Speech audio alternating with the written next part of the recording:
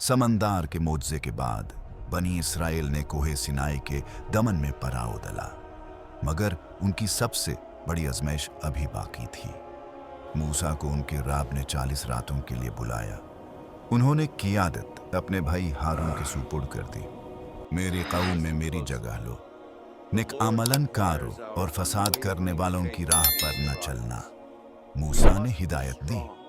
जब मूसा खुदा से कलम करने के लिए पहाड़ पर चढ़े तो नीचे कैंप में खामोशी छा गई, मगर लोग उनमें एक आदमी देख रहा था, समीरी, एक ऐसा कारीगर जिसके दिल में फितना भरा था। पहाड़ पर मूसा वाही का इंतजार कर रहे थे। दिन हफ्तों में बदल गए। 30 दिन गुजर गए, फिर 40। लोग सवाल करने लगे, क्या मूसा ने हमें छोड़ दिया है? समीरी ने अपना मौका देखा। उसने शाख के बीज बोना शुरू कर दिए। मूसा खो गए है। तुम्हें न एक ऐसे खुदा की जरूरत है जिसे तुम देख सको। हारून ने उन्हें रोकने की कोशिश की। हाय मेरी कौम, तुम्हारी सिर्फ आजमाइश हो रही है, मेरी पैरवी करो और मेरा हुक्म मानो। मगर लोग बेसाबर थे। उन्होंने अमन के नबी से मुंह मोड़ लिया और सोने के कारीगर की तरफ बढ़ गए। अपना सोना मेरे पास लाओ, समीरी ने मुतालबा किया। वो जीवरत जो तुम मिस्र से लाए थे, मैं तुम्हारे लिए एक खुदा बनाऊंगा। उन्होंने अपने खजाने उसे दे दिए। सोने का हर टुकड़ा जो उनके पास था फितने के ढेर में फेंक दिया गया। समीरी ने मिट्टी की एक मुट्ठी इस्तेमाल की जिसके बारे में उसने दावा किया कि वो फरिश्ते के निशाने कदम से थी। एक काला जादू काम कर रहा था। उसने एक अजीम आग में सोना पिघलाया। कैंप एक ममनू ताकलीक की रोशनी से जगमगा उठा। पिघला हुआ सोना शक्ल इख्तियार करने लगा। सरकशी की आग से एक बुत पैदा हुआ। सांचे से सोने का बछड़ा निकला।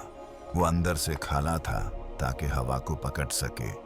जब हवा इसमें से गुजरी तो बच्चे दकारने की आवाज निकली। लोग दंग रह गए। एक जिंदा खुदा, वो चिल्लाए। बनी इसराइल ने बुत की इबादत शुरू कर दी। उन्होंने हाल की चमक के लिए माजी के मोजात को भुला दिया। हारून बेबस खड़े थे। उनका दिल अपने भाई की कौम के लिए टूट रहा था। वो जानते थे कि मूसा जल्द वापस आएंगे। उसी लम्हे खुदा ने पहाड़ पर मूसा से कलम किया। बेशक हमने तुम्हारे बाद तुम्हारी कौम को आजमाइश में डाला है। खुदा ने मूसा को बताया और समीरी ने उन्हें गुमराह कर दिया है। मूसा की रूह मुक़द्दस गुस्से से कंपू थी। मूसा अपनी कौम की तरफ वापस लौटे, गुस्से और घम में भरे हुए। उन्होंने दूर से गनाए और नचने की आवाजें सुनी। जब उन्होंने बटौर नाच देखा तो वो आदमी जो फिरौन के सामने खड़ा हुआ था अब अपनी ही कौम की गद्दारी का सामना कर रहा था। सदमे और गुस्से में मूसा ने तख्तियां फेंक दी। खुदा के कवानीन पढ़े जने से पहले ही टूट गए। वो हारून की तरफ मुड़ाए। जब तुमने उन्हें गुमराह होते देखा तो किस चीज ने तुम्हें मेरा हुक्म मानने से रोका?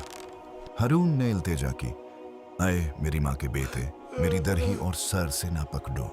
मैं डरता था कि तुम कहोगे कि मैंने बनी इसराइल में फूट डाल दी। मूसा को एहसास हुआ कि हारून मासूम थे। उन्होंने अपनी नजरें बुराई की जट की तरफ फेरी। वो खामोश हुए हुजूम में से गुजरे। वो उस शख्स तक पहुंचे जिसने झूठ गढ़ा था। तेरा क्या मामला है ऐ सामिरी? मूसा ने पूछा। हकीकत खुलने वाली थी।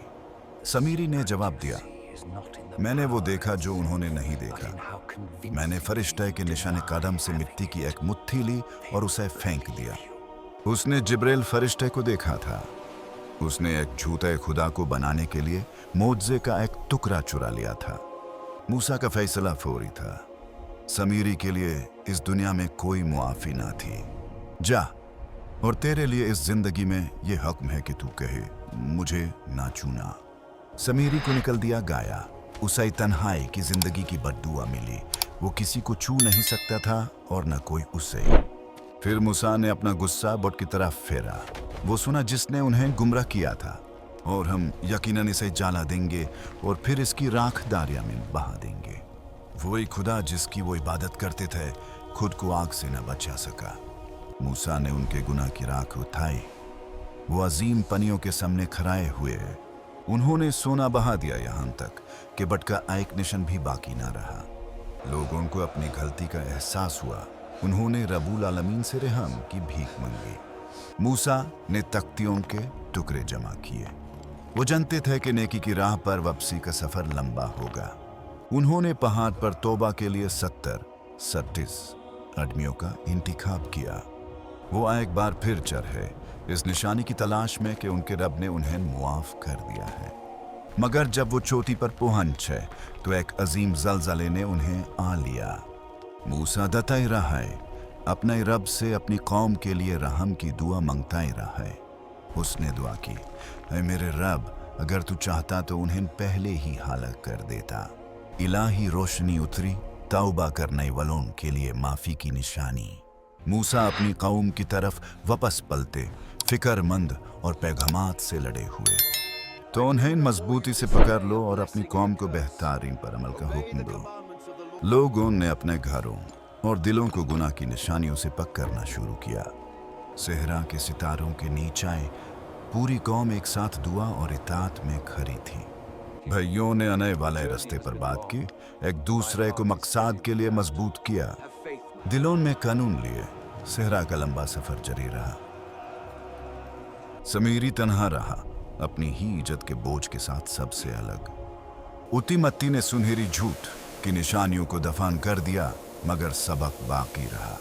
नबी ने आगे देखा, उनका असब हतकती कौम के लिए क़ियादत का निशान था।